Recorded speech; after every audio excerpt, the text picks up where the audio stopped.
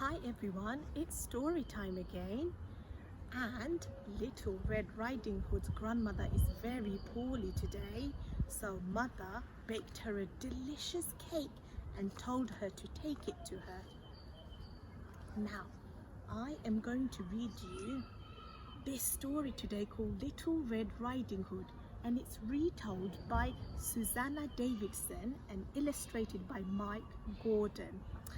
I wonder what Little Red Riding Hood takes her grandmother in this story.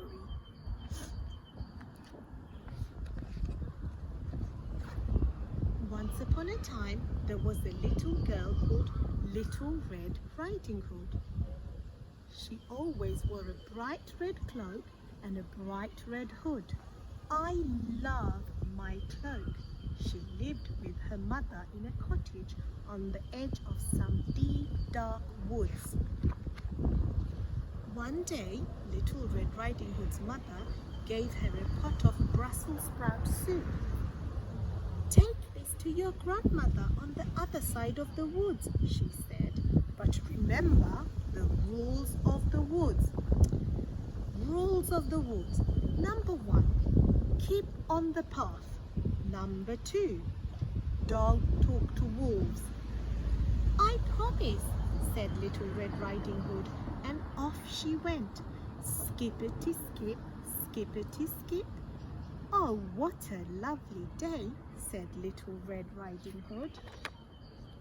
"Good morning, Little Red Riding Hood," called the woodcutter. "Good morning, woodcutter," called Little Red Riding Hood. Little Red Riding Hood walked deeper and deeper into the deep, dark woods. It grew darker and darker, so Little Red Riding Hood didn't see the wolf was waiting for her on the path. And the wolf didn't see Little Red Riding Hood either. I wonder what's going to happen. Little Red Riding Hood stumbled straight into the wolf. "Ow! Ah! Ooh! What are you doing in the middle of the path?" asked Little Red Riding Hood. "I nearly spilled my grandma's Brussels sprout soup." "Sprouts, yuck! Wolves only eat juicy red meat." Little Red Riding Hood had forgotten the rules. Don't talk to wolves. The wolf was just about to gobble up Little Red Riding Hood when he had a brilliant idea. "I'll eat Little Red Riding Hood and her grandmother." "And where does your little granny live?" asked the wolf. "In the cottage on the other side of the woods," said Little Red Riding Hood. The wolf reached to the cottage and knocked on the door. Tap, tap, tap. "Come in," called grandmother. The wolf leaped into the room and gobbled up Little Red Riding Hood's grandmother in 2 seconds. Bony but not bad. Then he pulled on her cap, jumped into the bed and waited for Little Red Riding Hood. Soon there was a knock at the door. Tap, tap, tap.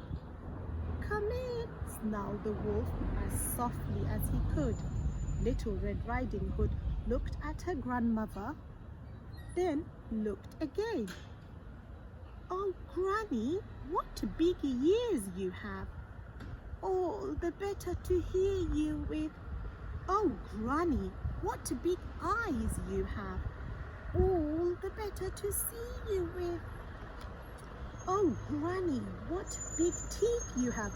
All the better to eat you with." In one bound, the wolf was out of bed and gobbling up Little Red Riding Hood. "Delicious," he said, then fell fast asleep. As he slept, he snored very loudly. "Shh, shh, what's going on?" wondered the woodcutter. "He's eaten that poor old woman," realized the woodcutter. He picked up some scissors.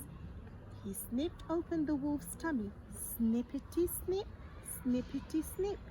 Out popped grandmother and Little Red Riding Hood too. Quick as a flash, Little Red Riding Hood picked up some stones and piled them into the wolf's tummy. When the wolf woke up, he tried to sneak out of the door. Rattle, rattle, rattle, but the stones rattled and rattled inside him. Now everyone can hear me coming. I'll never catch anyone, cried the wolf. Exactly, said the woodcutter. You'll just have to eat vegetables instead, said Little Red Riding Hood. The wolf was never able to eat another person. Ah, Brussels sprout soup. As for Little Red Riding Hood, she never ever talked to a wolf again. That was the end of the story. Goodbye for now.